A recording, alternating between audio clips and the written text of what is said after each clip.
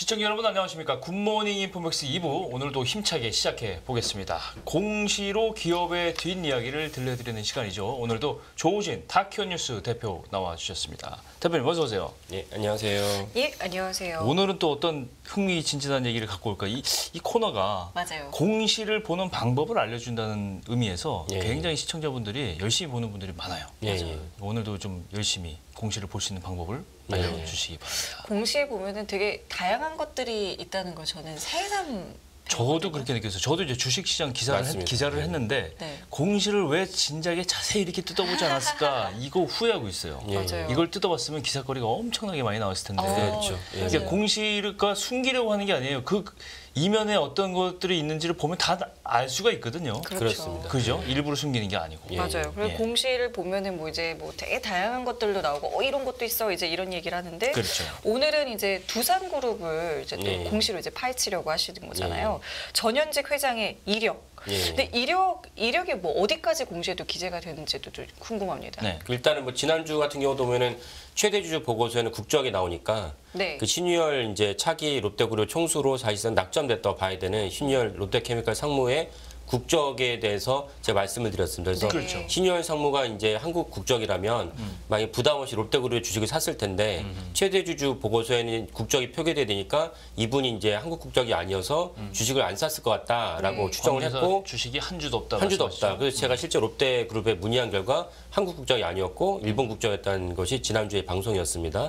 그래서 오늘은 이제 그 공시에 보면은 주민번호 6자리 뒷자리면 당연히 안 나오고 주민번호 6자리에서 이분이 언제 태어났고 임원들이 그다음에 그 생년까지 월까지 나옵니다. 근데 그렇죠. 옛날 공시는 심지어 일까지 나왔는데 요즘은 월까지만 나옵니다. 성별까지는 나왔는데 예? 성별은 안 나오는데 아니, 일. 생년 아, 월일. 생년 나오는데 일까지. 일까지. 아, 일. 예. 근데 예, 요즘은 예. 일까지는 안 나오고 예. 6자리까지만 나옵니다. 아하. 그래서 6자리까지 나온다는 정확하게 이분의 나이가 몇 살이고 사실은 나이도 정확하지 않은 경우가 많거든요. 네. 그걸 또 밝히기 싫어하는 분들도 많이 계십니다. 그렇죠. 예, 재벌 회장들께서는 당신들 나이가 공개하는 거 원하지 않는 분들이 많아요.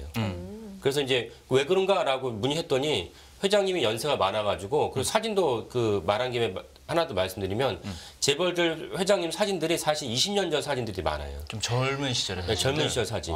지금은 지금 뭐 70대 후반 80으로 이제 가고 계신데 50대 때 찍으신 사진을 계속 그걸 활용하고 계세요. 그 이유는 이제 당신이 나이가 들었다는 걸 이제 알리고 싶지 않으신 거죠. 여전히 아직도 정정하다. 정정하다. 예, 예. 그래서 사실 정정함과 나이 든 것은 잘 무관하고 또 젊지만 정정하지 않고 사리 분별을 잘 못한 분도 많이 있긴 하지만 그렇죠. 예, 그런 게 사건 사고 종종 맞아요, 등장하니까요. 맞아요. 하지만 그럼에도 불구하고 어쨌건 실체를 갖다 제대로 알리기 위해서는 나이 또 사진도 가급적이면 최신 사진을 쓰는 것이 더 맞다라는 생각을 합니다. 그래서 오늘 사실 두산그룹에 대해서 말씀드리고 싶은 거는 네. 이 생년월일 갖고 이분의 어떤 나이 그 이후에 이제 그 예전에도 말씀드렸지만 최종 학력도 나오기 때문에 그렇죠. 그러니까 최종 학력이라보다는 자신이 기입하고 싶은 학력을 보통 기재를 합니다. 아하, 네. 그래서 이제 그 학력을 갖고의 나이를 추정하면은 이분이 몇 살에 이제 대학을 입학을 했고 그쵸. 그다음에 언제 사회생활을 시작했는지도 간접적으로 추정할 수가 있습니다. 그래서 그걸 바탕으로 이제 두산그룹의 전현직 회장에 대해서 좀 말씀을 드리려고 합니다. 예. 두산그룹은 이제 전 회장은 이제 박용만 네. 회장이시죠. 그렇죠. 예, 그리고 예. 박용만 회장은 두산그룹 회장도 오래 하셨지만은 또 이제 중요한 건 대한상공회의소 회장도 오래 하시면서 그렇죠. 대한상공회의소라는 건 결국 이제 여러 이제 경영자들의 모임이기 때문에 네. 개별 기업들이 정부에 대해서 이제 하소연, 뭐 약하게 말하면 하소연, 뭐 소통 창구죠. 소통 창구, 또 다른 식으로 말하면 이제 민원 통로라고 할 수 있는 대한상공회의소를 회장하시면서 종종 쓴소리도 하셨습니다. 예. 쓴소리도 하시고 소위 재벌과 약간 결이 다른 행보도 많이 보이시고 좀 소탈하다 볼 수도 있고 이제 그런 것도 보이셨는데 박용만 회장의 어떤 그 이력에 대해서 좀 말씀을 드리겠습니다.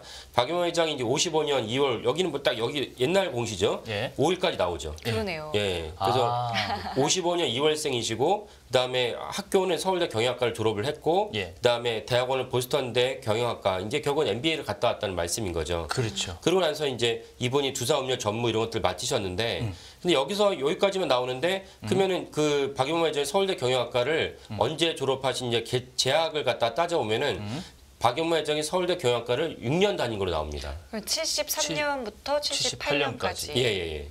아니 뭐 대한민국에서 남자분들은- 남자면 다 군대 다녀오면 6년 다닙니다. 그렇죠. 저도- 중간에 이제 군대 저도, 갔다 오면 이제 그 휴학을 해야 되니까. 저도 그랬고요. 예.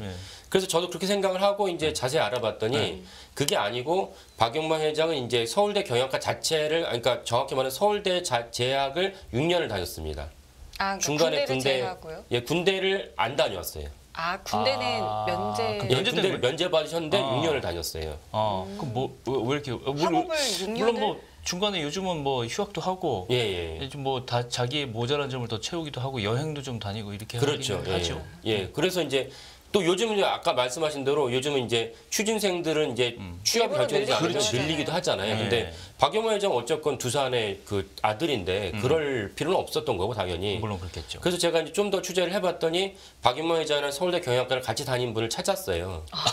예. 정말요? 예. 예. 찾아서 이제 요 사연을 여쭤봤어요. 군대 다녀온 걸로 생각해서 6년을 다닌 줄 알았더니 어떻게 된 거냐 했더니 박용만 회장이 군대를 안 다녀왔고 6년을 다닌 것은 박용만 회장이 원래 서울대 입학을 할 때 경영학과로 입학한 게 아니었다.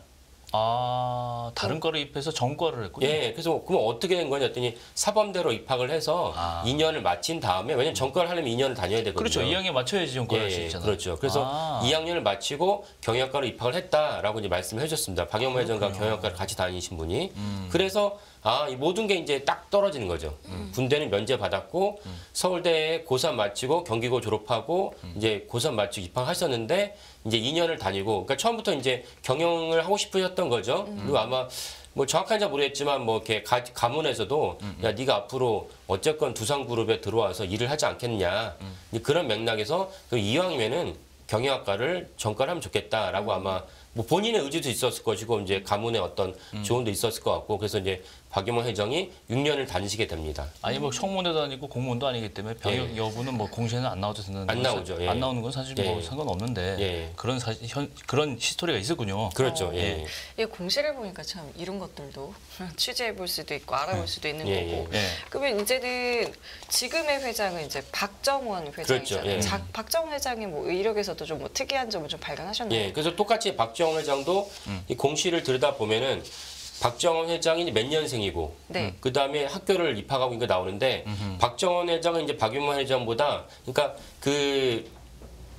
두산의 3세는 이제 만자 돌림입니다. 예. 박용만 그러니까 아니 용자 돌림입니다. 용자 근데 돌림이죠. 이제 4세로 가면 이제 원자 돌림으로 원자 들어갑니다. 돌림. 그래서 그러니까 학렬이 하나 낮아지면 예, 학년이 낮아지면서 이제 그 조카가 다음 되는 거지. 바뀌게 되죠. 예. 그래서 박정원 회장은 두산그룹의 4세 중에서는 장손이고 그리고 이제 직계로도 혈통으로 그렇게 되는데 박정원 회장은 이제 박용만 회장보다 불과 7살 어립니다.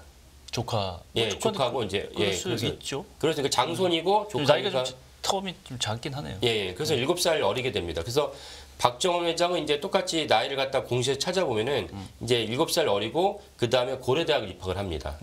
고려대학 입학을 하고 동시에 이제 박정원 회장도 고려대학을 4년 만에 마칩니다. 예. 그러니까 재학이 4년이에요. 예. 그러면 이제 군대를 안 갔다 오셨나라는 생각이 당연히 들죠. 그렇죠. 그리고 지금은 이제 군대가 18개월이지만 이 당시만 하더라도 박정원 회장이 다니셨던 이제 80년대만 하더라도 2년이 넘었죠? 군대가 30개월, 네, 그렇죠. 2년이 아니고 2년 2년 반입니다. 예, 2년이 30개월이고 넘었죠? 사실 또 중요한 점이 저희가 2년 반 다녀왔어요. 예, 중요한 점이 뭐냐면은 요즘은 그래도 편의를 봐준다고 해서 내가 언제 군대를 갔다가 이렇게 입대할지를 대부분 이제 그 지정을 합니다. 당사자가. 그렇죠. 당시는 그러지 않았어요.